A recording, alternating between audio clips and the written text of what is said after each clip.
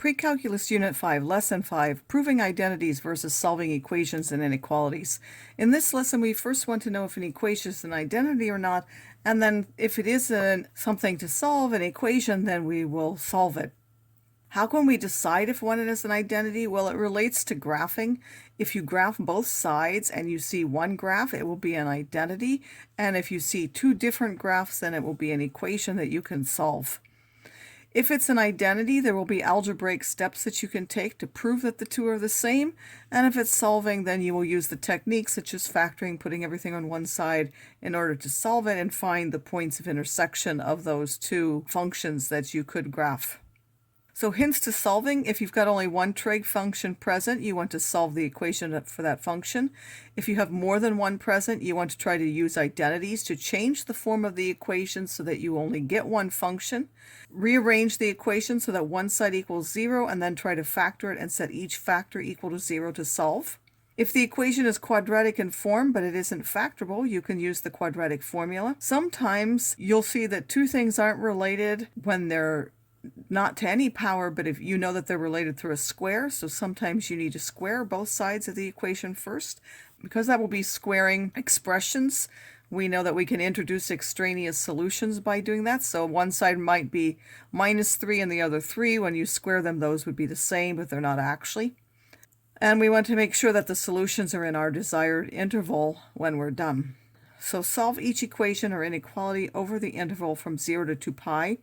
Here we have the tangent squared of x plus the tangent of x minus 2 is bigger than 0. First, we solve that equality. We find the points where it's equal. So the tangent squared plus tangent of x minus 2 equals 0 is factorable. And then we look at what would make this 0, that's 1. What would make this 0 is -2. This is a known ratio. We know that the tangent is positive in the first and third quadrants, so we draw our reference triangles there. We label it so that the tangent is 1, and then we recognize that the other one is the square root of 2. That gives us a reference angle of pi over 4. In quadrant 1, we get alpha, and in quadrant 3, we get pi plus alpha, so that's what this is, pi plus pi over 4.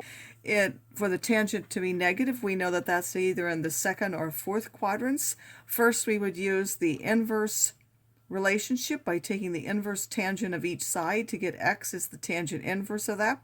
Remembering that that will take us, because it's a negative ratio, as a negative angle in quad 4. So we get a negative value. We recognize that alpha is the positive of that, or the absolute value of that, so we get 1.107, and then we know that in quad 2 it's pi minus alpha. In quad 3 it is 2 pi minus alpha, which will give us these two values. That now gives us 4 different values, and then we have to graph that and see where it is above the 0 line. So if we do that, so first of all, we know we went from 0 to 2 pi, so we can set our window from 0 to 2 pi, just so that we don't go outside of that. And then we can actually go up by, say, pi over 2. That will give us 4 intervals. We know that the tangent can be anything, so we'll just leave the y's like this. We want to see where it's above 0, and then we'll graph that.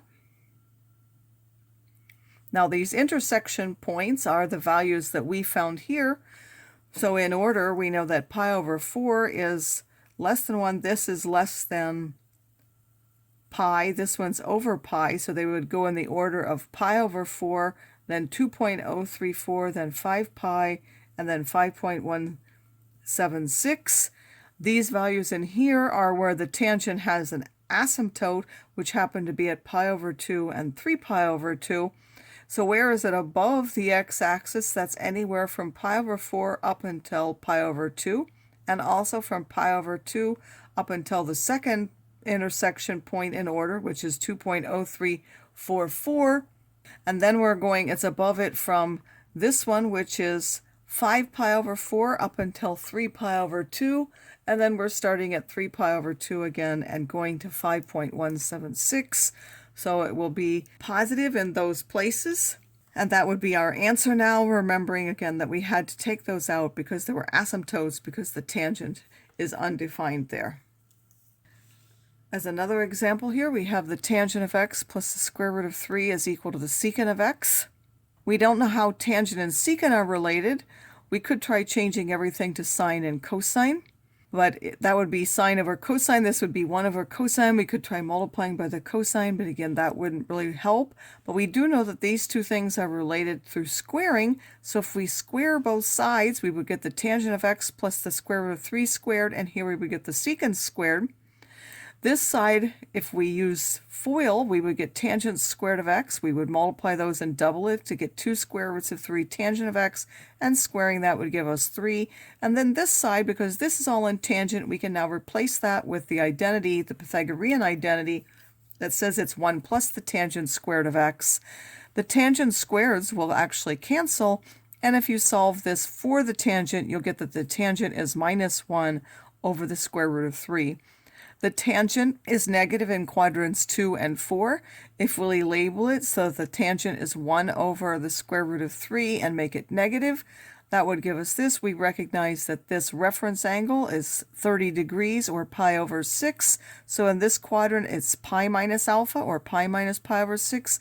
And in quadrant 4, it's 2 pi minus alpha, or 2 pi minus pi over 6, which gives us 5 pi over 6 and 11 pi over 6. Now, we have to actually check, and if you do check up here in the original equation, I'll just note that the tangent, if you put in 5 pi over 6, you get a positive on this side.